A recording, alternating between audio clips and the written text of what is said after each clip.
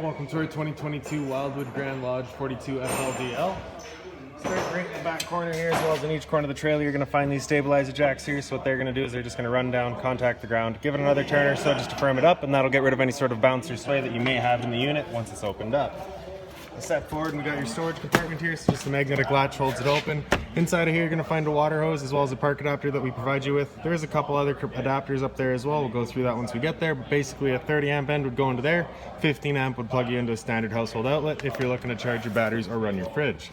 Inside of here you're also going to find your sewer hose. Just take note of those two ears in the adapter here. That's how I'll be hooking it up to your sewer system, and the hose itself, once fully extended, is about 20 feet long.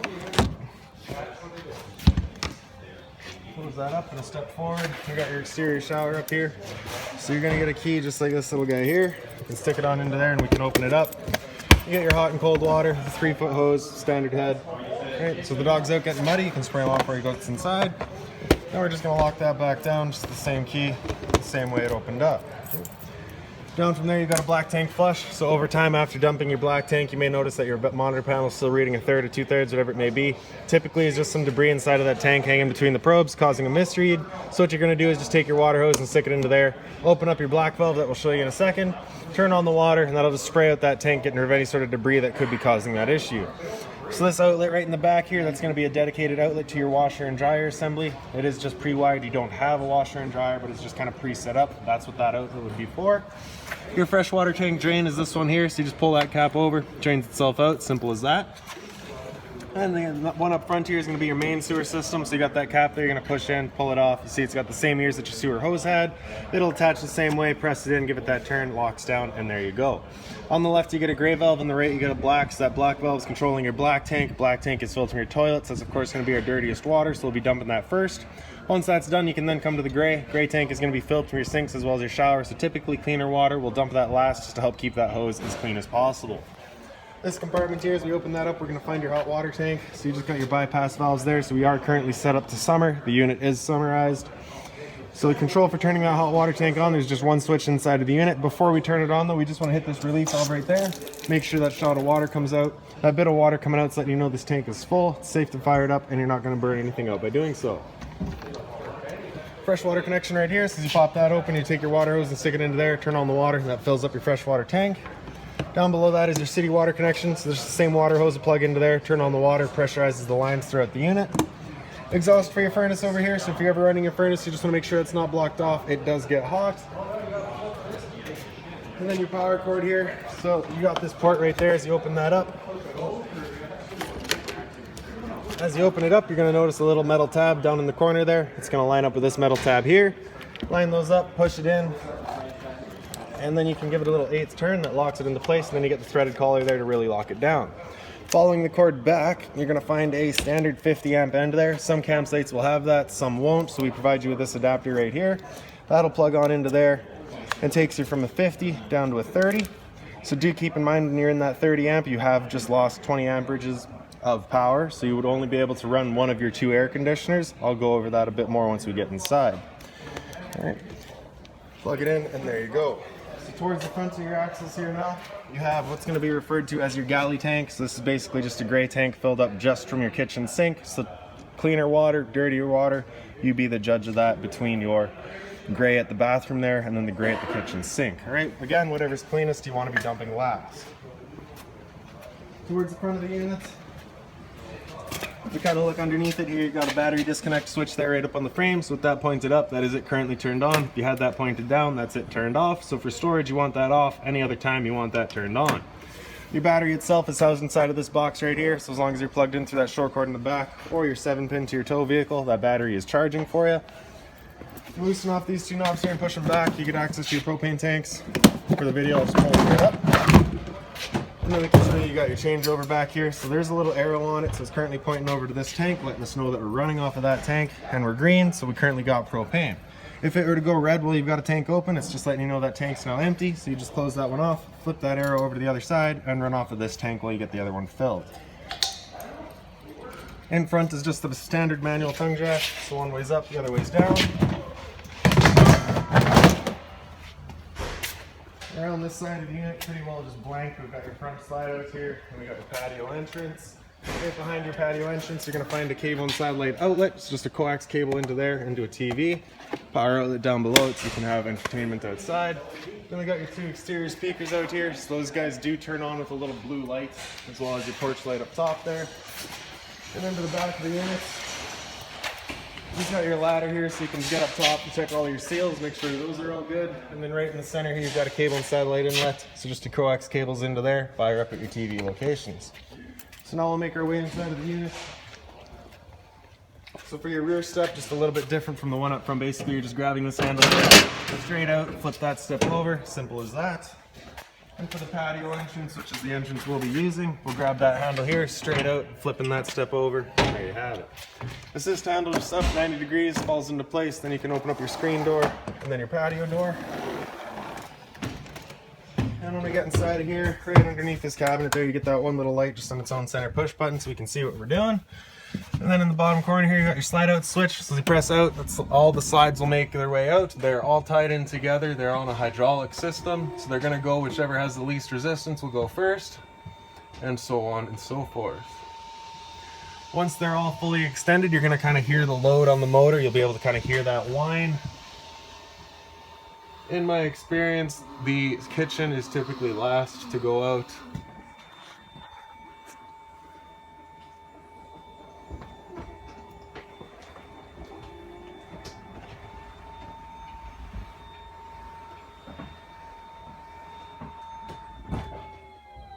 So that whine on the motor there, we're listening for that. Once you hear it, you let go of that switch. Right beside it, we've got your ceiling light switch. So as you turn that on, that actually just sends power to this dimmer switch right here. If you tap that dimmer switch, it turns on all the lights. If we press and hold, it'll dim them down, and then they'll dim back up if we continue to hold. Right? Releasing at any point, of course, just leaves the lights at that level of lighting.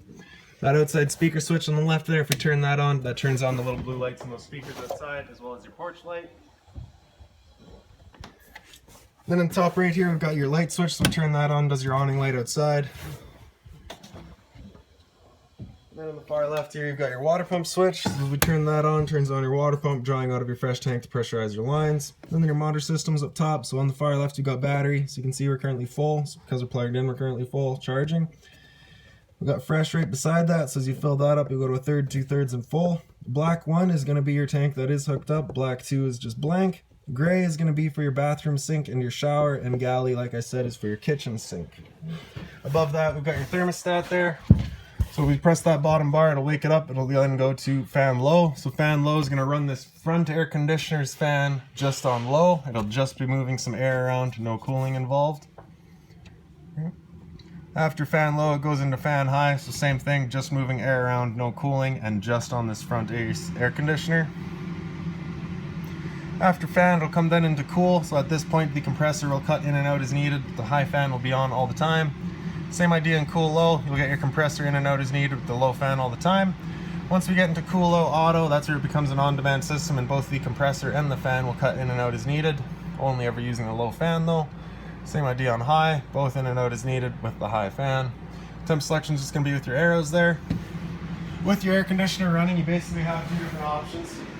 Can't really reach them today, but you have a louver on either end of that outlet right there. They're both currently closed, so that it's going to be using all of our ceiling ducting to move our air right now. If you were to open them up, it just dumps all of its air into the living room here. So when you first get out to your campsite, you want those open, cool off this area as quickly as possible, and then you can close them off to start moving the air throughout.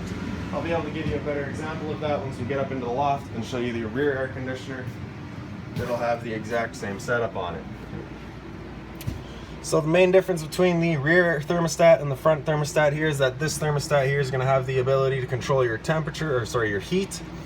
So after cool high auto, we hit that again, it'll come down into heat, it'll turn off the air conditioner and then turn on the furnace. And the furnace will be moving its air through all of our little floor registers that we have throughout the unit.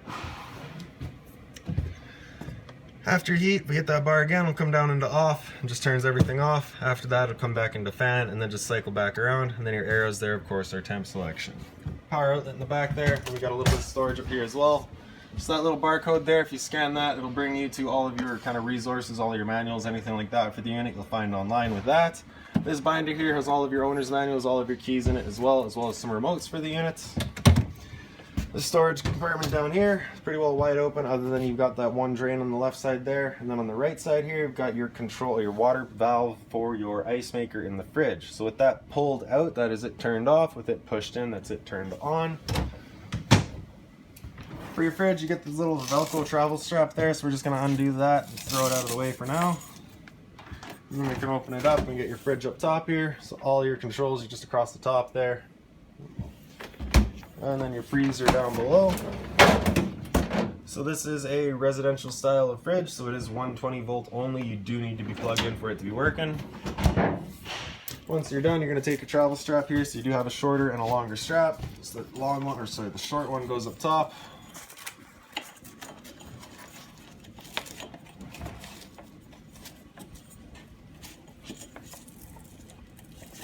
And then your longer one will go down to the bottom to hold the freezer. Simple as that. Then into your kitchen, you get your storage up top. So that power outlet back there is just for your microwave.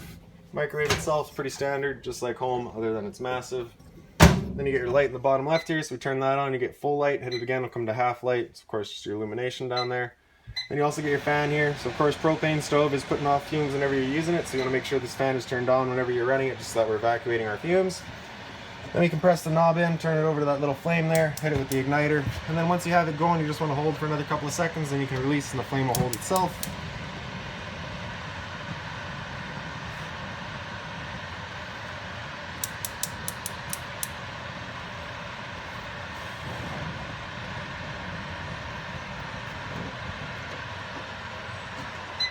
Below that we got your oven, so as you open that up, you get your dial on the left there, push it in, turn it over to that little igniter, you'll hear it click. And then in the back corner, right in the back center actually, sorry, you should be able to see that little pilot light going. Once you get it going, you just want to hold the knob in for another couple of seconds, then you can turn up to your desired temperature and she fires right up. Once we're done, if we turn it back down just a pilot, it'll hold just the pilot light for us, but if we're traveling or leaving the unit for a while, we just want to make sure that's right off. This dial on the right side here is just a timer, so as you open or as you wind that up, you'll just get your readout in the digital screen there. Your storage space all beside that, so you get your drawers, 2 small ones, then 2 big ones. Above the counter space, there's another little center push button light and some more storage up top.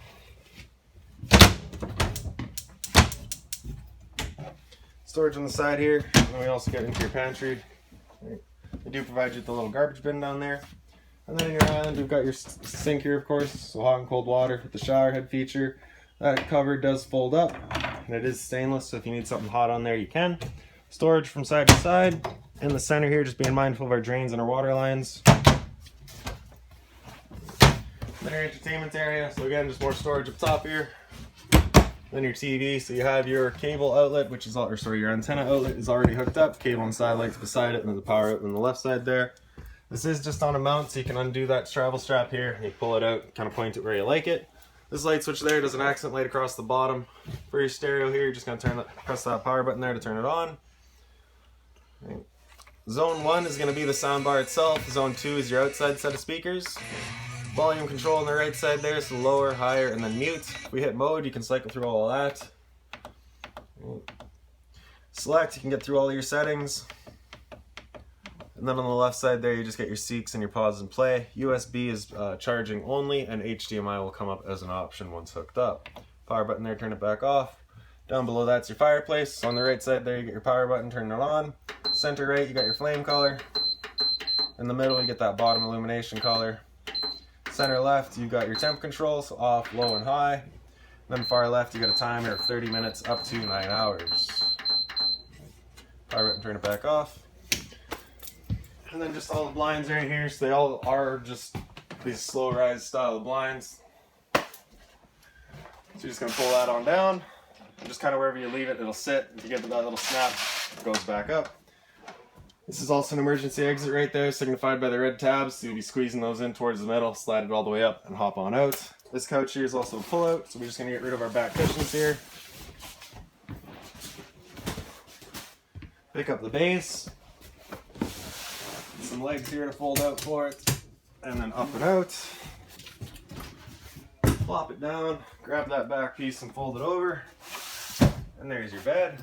Once you're done, you just flip that back piece back over. Grab the foot of the bed, fold the legs back in, in half and it falls into place. And then the back cushions all just kind of sit in with the Velcros there. The power outlet to either side of that coach there. And then into your kind of recliners here. So the levers just right there, you pull on that and they kick on out. You get your 2 cup holders as well as some storage in the middle. Light switches right in the center here. So the one on the left does your left light, the one on the right does the dinette light. The dinette chairs all have their own travel straps. Pretty well just set up as is. And then right by your entrance is your fire extinguisher. So that's standard, pull the 10-point and shoot. Couple of light switches here. The one on the right does your pendant light above the island. The one on the left does your accent lights above your slides. And the big switch down below that is a 120 volt switch for your ceiling fan. So with that ceiling fan going, a couple different options. You got the chain here to select your speed.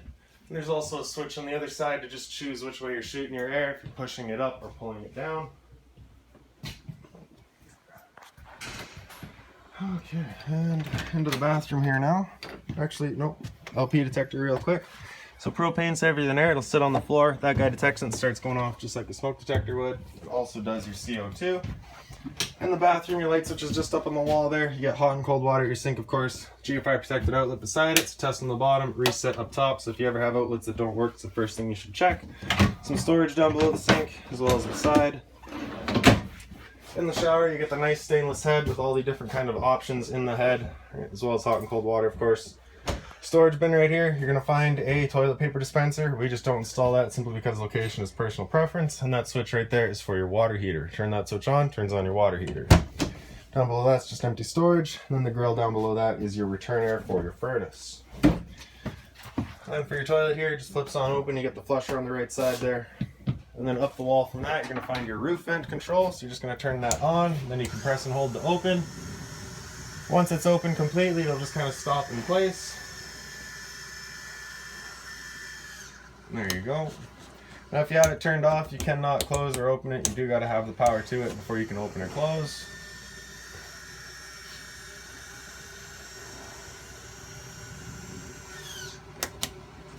And that's that. So now we'll head up into the loft. Actually, no, switch halfway there is for your awning. So for your awning, press and hold extend and the awning will make its way out.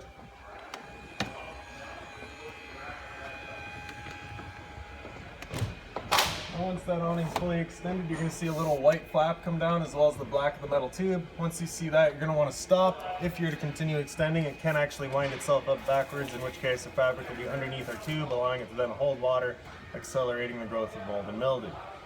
So there's our flap there just coming down, and there's the black of the tube. So we'll stop right there.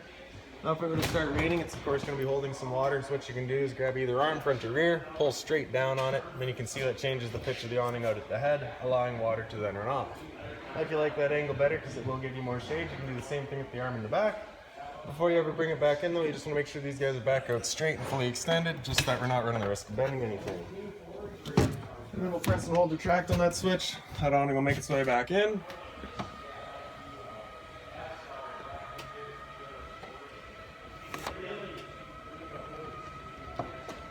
One more thing to keep in mind if your awning is once you get up to about 15-20 kilometers an hour wind, you just want to make sure that that guy comes back in because it does catch a lot of wind and you do run the risk of bending your arms.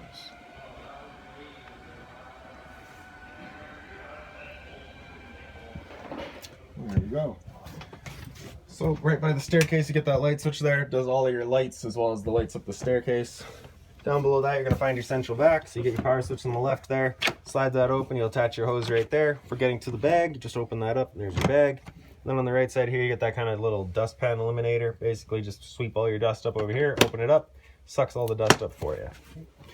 So now we'll just make our way up into the loft here. So as you come up the stairs, you get the little light switch on either side. So we'll just turn that on. Then you can get into the back here and you see you get a power outlet, emergency exit back here. So you're just pulling that red tab to get rid of the screen, taking that handle here and unclipping it, throwing it outside and hopping on out. Right in the back there, right by the head of the bed, you do get a USB outlet as well as a power outlet. A little bit of storage here, kind of a side table space. Same sort of thing on the other side.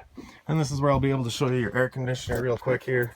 So you can see this louver here basically just slides. And that's what I was talking about in the front there, where if you're first get out to your campsite, You want those opened up, cool off this area as quickly as possible, then you can close them off and start moving the air throughout. Same thing on the other side there. Up here on the one side, you do have the TV backer as well as a power outlet and cable and satellite outlet. And you can also see our pre-wired for Wi-Fi. A little bit of a closet space over here.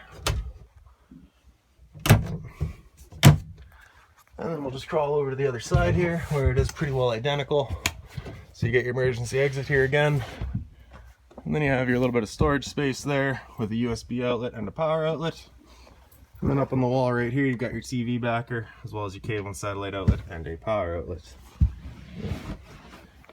So now we'll just make our way down into the back bedroom now. And right through the door, up on the wall, we're gonna find your light switch. So it's right behind the door here. So your light switch, right above that, you're gonna find the same thermostat that you had up front. The only difference here is that you don't go into heat. So this is gonna be what's running that rear air conditioner that we just seen upstairs. So after off, you hit that bar again and come down into fan low, turns on that rear air conditioning fan on low. And then of course high, and again, just same thing as up front, you get your cooling. Simple as that, just the exception, it does not go into heat, just goes to off and then cycles back around. So mount the TV up here if you wanted to. Then you got your cable and satellite outlet up top, antenna outlet down below. For turning that antenna on, just hit that button there, get that green light letting you know it is turned on. That will also help clear up your stereo signal as well. Power outlet, of course, and then just all your storage here. You get all the drawer space. Okay. But mainly out here, we've got your converter. So just press the top and center and she pops on open.